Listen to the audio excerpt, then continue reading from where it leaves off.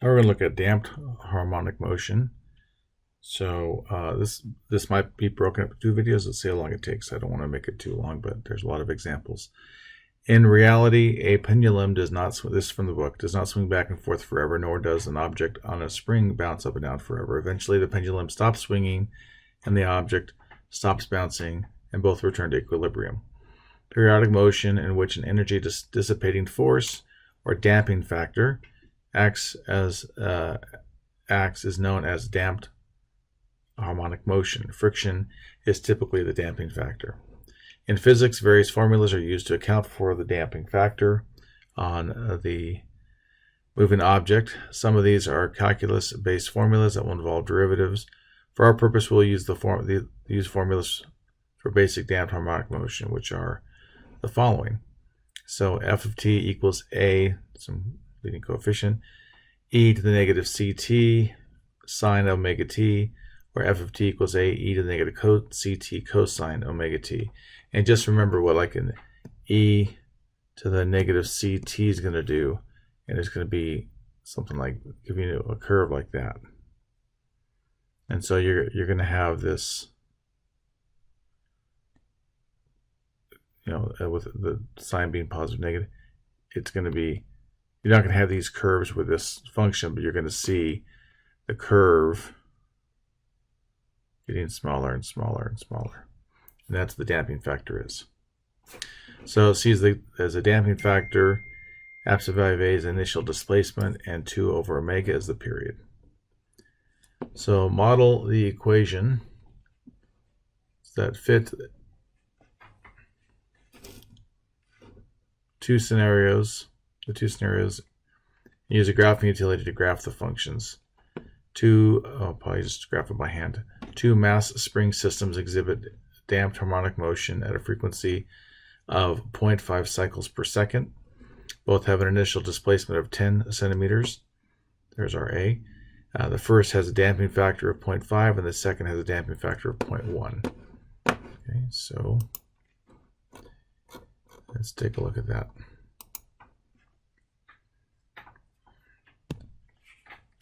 So first thing we know is that our frequency is 0.5, and then that's going to be omega over 2 pi. So if I multiply both sides by 2 pi, omega equals 0.5 times 2 pi, which is just going to be pi. So for our first one, f of t is going to be, we had a displacement of 10 for each of them, 10 e to the negative 0.5, 0.5 is the first one, t, times cosine of pi t. And for the second one, it's going to be f of t is 10 e to the negative 0.1 t cosine of pi t. So now let me go ahead and get, I think I will use Desmos to graph this. So hang on. Okay, so I put them both into the program. So this is the first one with a negative 0.5x. And it's really huge here because the power of E is positive on this side because you have a negative x, negative times a negative is a positive. So it gets huge. I mean, I can zoom out, but it's incredibly huge. So, but what's really interesting is if we look at t equals 0, what's happening? And we see it, the first run, it starts getting really small really quickly. So that factor of negative 0.5, or the factor of 0.5, really reduces it down rather quickly. It really dampens it. So I'll turn that off and turn this on. So this is the 0.1, and so you see it, you can kind of almost see that curve coming down into it, and it happens at a much slower rate. So it dampens it much slower than the first one. So here I just took a screenshot of each of them and put them side by side on the graph, so on the assignment. So Kind of shows you what's happening with each of them. Okay, let's go on to example 10. Find and graph a function of the form y equals a e to the negative ct cosine omega t that models the information given, so that a is 20, c is 0.05, and p is 4. Okay, so putting this together, the big thing we have to worry about is the period being 4. So 4 equals 2 pi over omega. So 4 omega equals 2 pi, or omega equals 2 pi over 4, which is pi over 2, excuse me. So our formula is going to be y equals 20 e to the negative 0.05 e, sorry, no. Let me clean that up. Negative 0.05 t cosine of pi over 2t. Okay, so I'm going to put this in decimals as well, and I'll paste it here. Hang on. And here you can see it. I could shrunk it down a little bit, but it's going negative 20 to 20, and you can see how it's got this cosine curve, but it's getting dampened down as such. Okay, let's go on to the next one. And I'm just going to get rid of this graph because I'm going to do the same thing with decimals. So in this one, we have a is 2, c is 1.5, and f is 3. So if we look at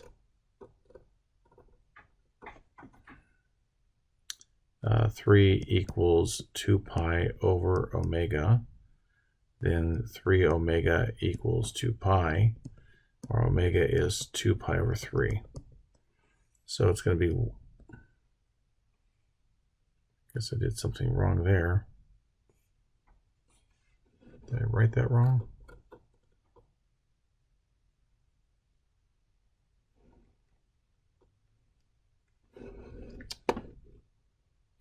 Yes, I did write that wrong because that's frequency, not the period. So let me start this over again. Okay, so here we go. That this would be 3 equals omega over 2 pi. So omega is 6 pi. There we go. So it's going to be y equals 2 e to the negative 1.5 t e, no, I already have the, it's cosine of 6 pi. Write that down. Cosine of 6 pi t. Okay, and let me bring that graph over. And you can see how that does it. So as we can see from this graph, being that 1.5 is that factor, it really dampens it rather quickly. Just shrinks that right down. So the other one, like negative 20 to 20, and this one's negative 5 to 5. And I think the other one up here, I went out to 60. You can see how it's going. But here, by the time you're like 3, it's almost gone. So interesting. Okay, let's look at number 11. So 11 says find and graph the function of the form. Okay, so same kind of thing.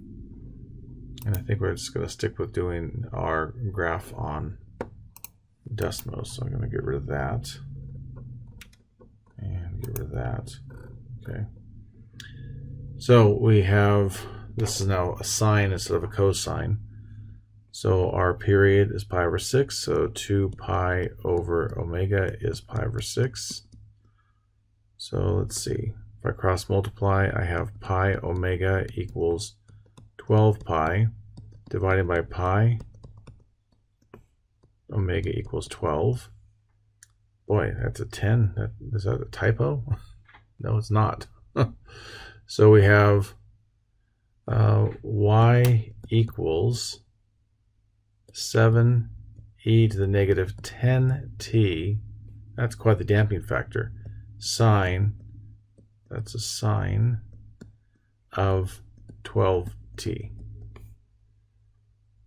Okay, let's see what that graph looks like.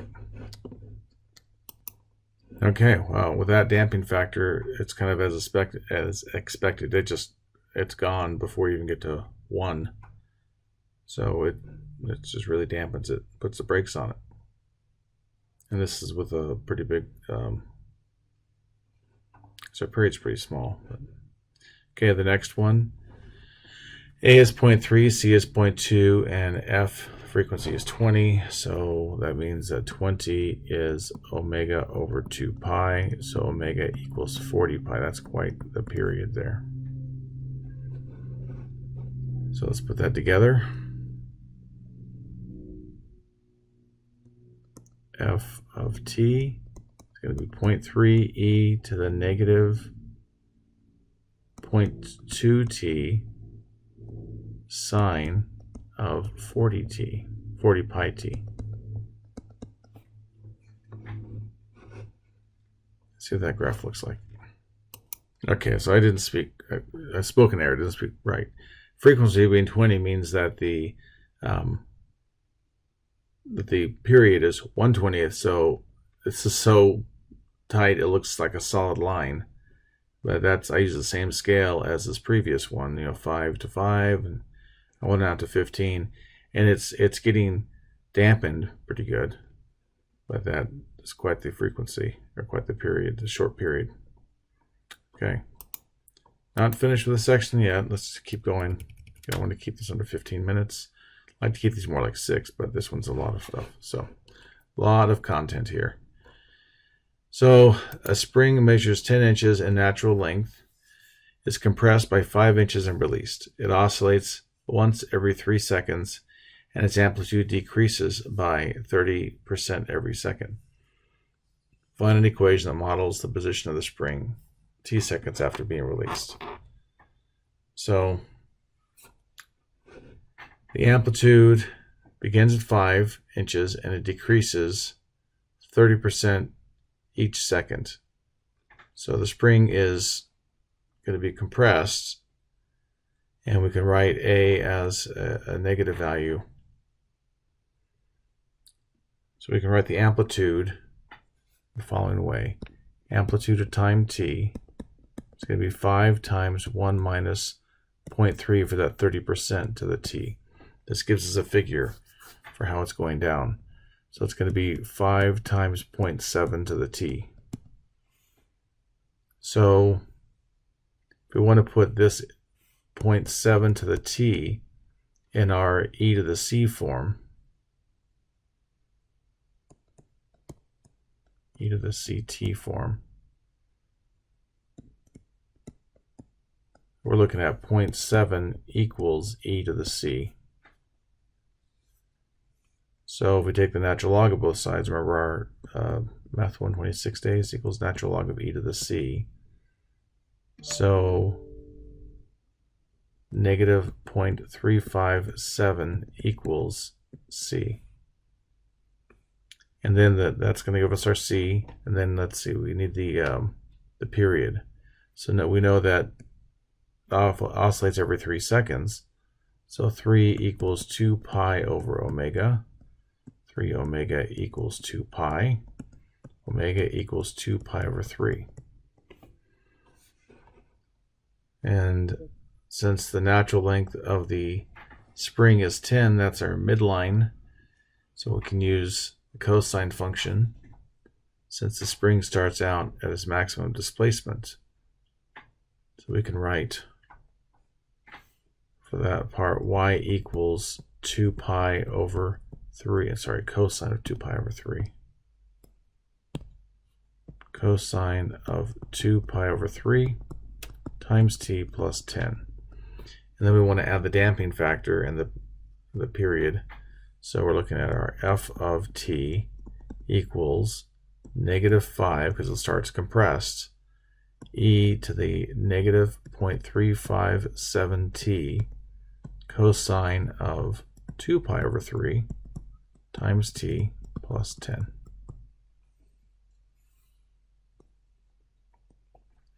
Okay, we're not going to make that 15-minute mark. We've got one more example. Guitar string is plucked and vibrates in damped harmonic motion, the string is pulled and displaced 2 centimeters from its resting position. After 3 seconds, the displacement of the string measures 1 centimeter. Find the damping constant. Okay, so the displacement factor represents the amplitude and is determined by the coefficient a e to the negative ct. So damping constant is included. That's going to be our negative ct. So it's known after 3 seconds the local maximum measures 1/2 of its original value. Therefore, we have the equation a e to the negative c of t plus 3. So it's because it's 3 seconds later. It's going to be 1/2 of a e to the negative ct. So we can now divide out the a's, and we would have e to the negative ct times e to the negative 3c equals 1/2 e to the negative ct. So we could divide out our e to the negative ct, and we have e to the negative 3c equals 1/2, which is 2 to the negative 1. So e to the 3c would just be 2. So we can take the natural log of both sides. Natural log of e to the 3c is natural log of 2. So that 3c equals natural log of 2, where c is natural log of 2 over 3. Oh, that was an interesting journey. Okay, but we got there. That's our c.